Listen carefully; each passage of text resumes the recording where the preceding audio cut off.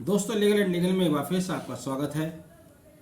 जैसा कि केंद्र सरकार द्वारा पहले ही कहा जा रहा था कि वह पुराने समय से चले आ रहे कानूनों को परिवर्तित करके नए कानून लाएंगे, आज वैसा ही सरकार द्वारा किया गया। 3 बड़े कानून जिन पर क्रिमिनल प्रोसीजर आधारित है उनको रिप्लेस कर दिया गया है।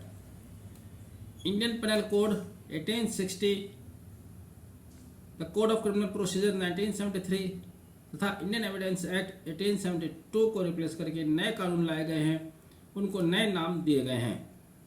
इंडियन पेनल कोड की जगह जिस कानून को लाया गया उसको नाम दिया गया है द भारतीय न्याय संहिता 2023। इसी तरह से कोड ऑफ क्रिमिनल प्रोसीजर को चेंज करके जो नया कानून लाया गया है उसको नाम दिया गया है भारतीय नागरिक सुरक्षा संहिता। और तीसरा कानून जो कि इंडियन एविडेंस एक्ट की जगह लाया गया है उसको नाम दिया गया है भारतीय साक्ष्य बिल 2023। अभी बिल है, जब राष्ट्रपति से मंजूरी हो जाएगी, राज्यसभा से मंजूरी होने के बाद तब ये कानून की शक्ल इख्तियार कर लेंगे और इसमें कोई बाधा पैदा नहीं होने वाली है, तो ये निश्चित रूप से कानून बन ही जाएंगे। खास बात यह है कि यह कानून तीनों कानून मंत्री द्वारा लोकसभा में पेश नहीं किए गए हैं। कानून केंद्रीय गृह मंत्री द्वारा लोकसभा में पेश किए गए, कानून मंत्री द्वारा पेश नहीं किए गए। बहरहाल इन नए कानूनों में जो खूबियां बताई जा रही हैं बहुत ज़्यादा बताई जा रही हैं। समय के साथ साथ पता चलेगा कि किस तरह से इफेक्टिव होंगे और कितने लाभदायक सिद्ध होंगे। हालांकि कुछ बातें जो अभी छन कर आ रही हैं वे वाकई में उल्लेखनीय हैं, लाभदायक हैं, समय की मांग के अनुसार हैं, वो मैं अभी आगे बताऊंगा। लेकिन बड़ी बात यह है कि जब से भारत में कोई भी कानून अगर आता है या अस्तित्व में है तो उसकी कुछ धाराओं में परिवर्तन कर दिया जाता है, कुछ धाराएं संशोधित कर दी जाती है, कुछ धाराएं रिपील कर दी जाती है, कुछ नई धाराएं इंट्रोड्यूस कर दी जाती है, लेकिन पूरा का पूरा कानून इतनी आसानी से वो मेजर एक्ट्स नहीं बदले जाते। ये पहली बार है कि मेजर एक्ट्स को पूरी तरह से इस तरह से रिपील किया गया है और उनके नाम परिवर्तित किए गए हैं। तो पहली समस्या तो अब उन लोगों के लिए जो आज की डेट तक वकील हैं यही आएगी कि इनके नए नाम याद कर लीजिएगा और नई धाराएं याद कीजिएगा। धाराओं में बड़ा फेरबदल किया गया है, खासतौर से इंडियन पेनल कोड की जगह जो कानून लाया गया है द भारतीय न्याय संहिता 2023, उसमें धाराओं में इतना उलटफेर किया गया। आप देख लीजिए 302, बच्चा जानता है कि हत्या तो 302, लेकिन यहाँ पर 302 अब हत्या के लिए नहीं है बल्कि वो स्नैचिंग के लिए है। ये अब लोगों के लिए एक सामने एक नई समस्या पैदा हो गई, खासतौर से उन लोगों के लिए जो जुडिशरी की तैयारी कर रहे हैं, वह लोग जो किसी और कॉम्पिटिटिव एग्जाम्स की तैयारी कर रहे हैं, उनके सामने एक बड़ी समस्या पैदा हो गई। बल्कि मैं तो ये कहता हूँ ये सारे कानून जिस तरह से बदले जाते हैं, बदले गए हैं, मेजर एक्ट बदले गए हैं, इनको सही रूप से प्रभावी होने में 20 से 25 साल लग जाएंगे। जिसका मतलब ये हुआ कि जो अधिवक्ता आज की डेट तक एडवोकेट रोल हो चुके हैं, प्रैक्टिस कर रहे हैं, उनका तो पूरा जीवन ही इन दोनों कानूनों को अब एडजस्ट करने में निकल जाएगा कि पहली धारा ये थी और अब धारा ये है। प्रोसिक्यूशन के लिए परेशानी आएगी, इन्वेस्टिगेशन करने वालों के लिए परेशानी आएगी। फिर भी नई चीज़ है, नई बातें लाई गई हैं, तो आप उसके कुछ प्रावधानों को मैं यहाँ बताने की कोशिश करूँगा। भारतीय न्याय संहिता जिसकी बात की जा रही है उसमें 22 प्रोविजन को रिपील करके जो इंडियन पेनल कोड में थे और उनके अब 175 प्रोविजन रह जाएंगे, कुल प्रोविजन 356 रह जाएंगे। 22 को रिपील कर दिया गया है, 175 में चेंज किया जाएगा। तो इसी तरह से और दूसरे परिवर्तन किए गए हैं। भारतीय नागरिक सुरक्षा संहिता जिसको CRPC की जगह लाया जा रहा है, उसमें 9 प्रोविजन को रिपील किया जा रहा है, अब 160 प्रोविजन में चेंजेस किया जाएगा और इस तरह से 533 सेक्शन उसमें रह जाएंगे। इसी तरह से भारतीय साक्ष्य अधिनियम की जगह लाया गया नया कानून भारतीय साक्ष्य बिल, जिसमें 5 प्रोविजन को रिपील किया गया है, 23 प्रोविजन में चेंजेस किए जाएंगे और इस तरह से उसमें 170 धाराएं रह जाएंगी।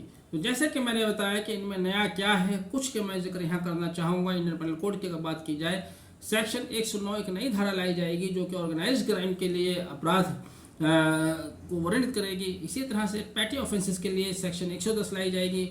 ऑफेंसेस टेररिस्ट एक्ट, आप ये देखिएगा कि टेररिज्म के लिए अब तक बहुत सारे कानून बने, पोटा बना, UAPA बना, मकोका जैसे कानून बने, लेकिन इंडियन पेनल कोड में टेररिस्ट के लिए कोई सेक्शन नहीं थी। अब टेररिज्म के लिए अलग से एक सेक्शन इंसर्ट की गई है 111। इसी तरह से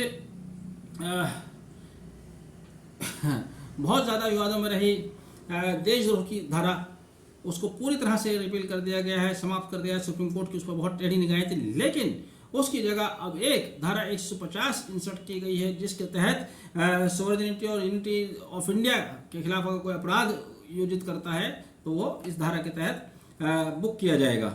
मैं पहले ही बता चुका हूं कि 302 अब मर्डर की धारा नहीं रही, चेन स्नैचिंग ही हो गई है। एक बड़ा जो कानून लाया गया है या धारा लाई गई है इसमें, इस कानून के जरिए, वह है मॉब लिंचिंग के अपराधों के संबंध में। मॉब लिंचिंग के अपराधों के संबंध में मिनिमम 7 साल की सजा के प्रावधान किए गए हैं, जिसको लाइफ टर्म या मृत्यु दंड तक बढ़ाया जा सकता है। ये एक अच्छी बात है। बहुत से अपराधों में ऐसा देखा जाता है कि अपराधी देश छोड़कर भाग जाते हैं या देश में रहते हुए भी न्यायालय के पकड़ में नहीं आते, कानून की पकड़ में नहीं आते, जिसकी वजह से ट्रायल पेंडिंग रहता है। अब ऐसा नहीं होगा।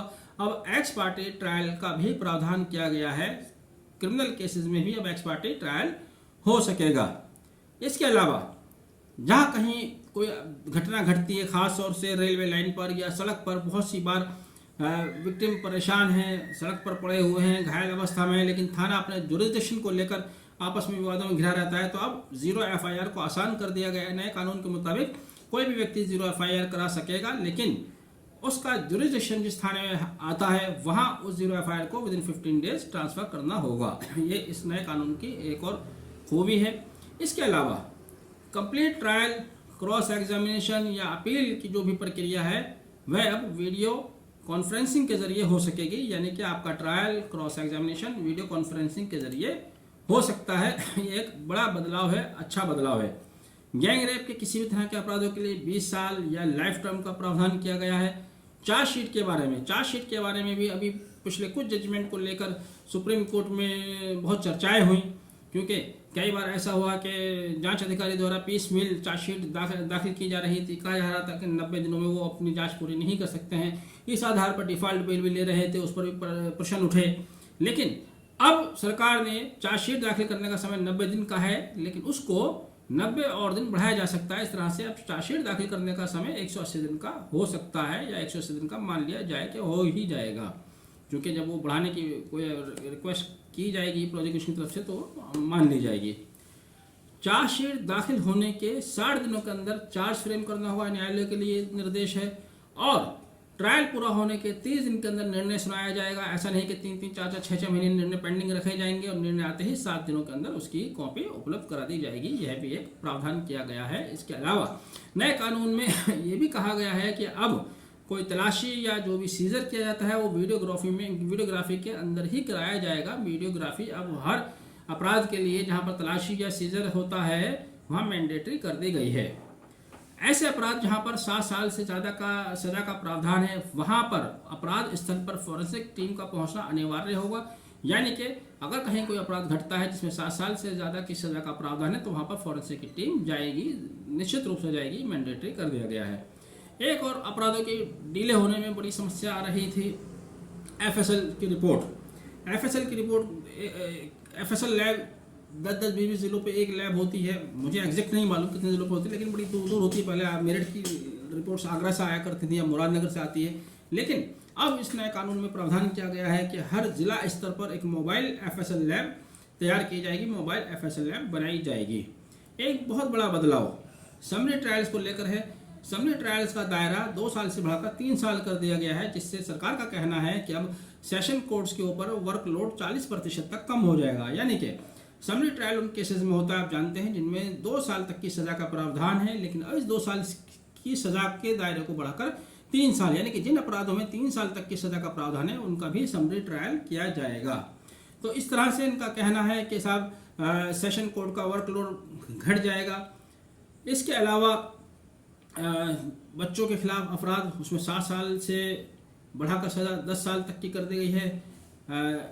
ऑर्गेनाइज क्राइम के लिए अलग से सजा का प्रावधान किया गया है। अब एक और खास बात जो सरकार की तरफ से कही गई है इसमें, वो थोड़ा कॉन्ट्रोडिक्टरी दिखाई देती है। कहना है कि जिन अपराधों में डेथ पेनल्टी है उसको कम करके 10 साल किया जा सकता है, लाइफ टर्म किया जा सकता है। जिनमें लाइफ टर्म हुआ है उनको घटाकर 10 साल किया जा सकता है। जिनमें 7 साल की सजा हुई उनको घटाकर 3 साल किया जा सकता है। ऐसा इसलिए ताकि जो राजनीतिक प्रभाव वाले व्यक्ति हैं वो कानून का नाजायज़ फ़ायदा ना उठा सकें। लेकिन अब आप यहाँ पर ये देखिएगा, जब आप डेथ पेनल्टी को लाइफ टर्म को आप 10 साल की सज़ा को 7 साल से सज़ा को 3 साल कर रहे हैं, तो इसका तो मिसयूज़ कौन करेगा इसका? क्योंकि आमतौर से आम लोगों को कोई बेनिफिट इतनी आसानी से मिलता नहीं है, लेकिन जो राजनीतिक प्रभाव वाले लोग हैं वो उसका बेनिफिट आसानी से उठा लेते हैं। कुल मिलाकर अब सरकार ने जो कहा था वो कर दिया है। और सरकार ने मैं इस बात को नहीं कहता जिस तरह से लोग कह रहे हैं कि राजनीतिक नज़रिए से किया गया है, चुनाव आ रहे हैं उसको देखकर किया गया है, क्योंकि सरकार ने इस तरह के नाम रखे हैं, द भारतीय न्याय संहिता, द भारतीय नागरिक सुरक्षा संहिता, द भारतीय साक्ष्य बिल।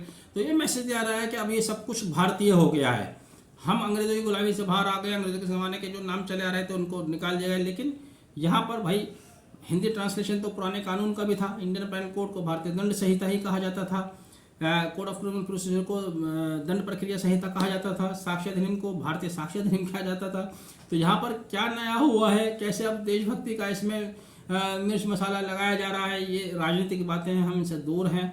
ये राजनीति की बातें राजनीति के लोग करेंगे, लेकिन भैया वकीलों के लिए तो एक समस्या पैदा हो गई है। जो स्कॉलर्स हैं, जो स्टूडेंट्स हैं, उनके लिए बहुत बड़ी समस्या पैदा हो गई है। अब उन्हें नए सिरे से सारी धाराएं याद करनी पड़ेंगी। खास तौर से उनके लिए तो बहुत बड़ी समस्या है जो बेचारे 2 साल 3 साल से जुडिशरी की तैयारी कर रहे हैं, जिन्होंने 5 साल या 3 साल लॉ की पढ़ाई की है। अब उनको अपने माइंड की ओवरहालिंग करनी पड़ेगी। एक बड़ा मुश्किल काम उनके लिए सरकार ने पैदा कर दिया है। लेकिन अगली जनरेशन के लिए कुछ अच्छा होगा, ये सोच कर किया गया होगा, उम्मीद करते हैं। बहरहाल आपने वीडियो आखिर तक देखा, उम्मीद करता हूँ आपको वीडियो पसंद आया होगा। पसंद आया तो इसको आगे शेयर ज़रूर कीजिएगा। Thank you, have a nice day.